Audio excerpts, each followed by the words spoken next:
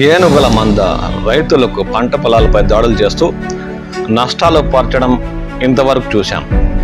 మొన్నటికి మొన్న ఒక పాడి ఆవును కూడా తొక్కి చంపేసిన ఏనుగుల మంద ఈరోజు ఉదయం అన్నమయ్య జిల్లాలోని పీలేరుకి సమీపంలో ఉన్న ఇందిరమ్మ కాలనీ వద్ద ఒక వ్యక్తిని తోటలో ఏనుగుల మంద తొక్కి చంపేసింది.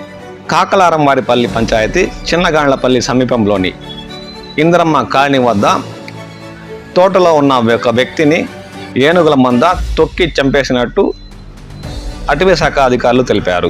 ఈ ఏనుగుల మంద గత 2 రోజులుగా అయ్యవాళ్లపల్లి పంచాయతీ పరిధిలో సంచరిస్తూ స్థానిక వరి పంటలు, టమాటా, మామిడి తోటలపై దాడులు చేస్తూ పంటలకు తీవ్ర నష్టాన్ని కలుగజేసేవి.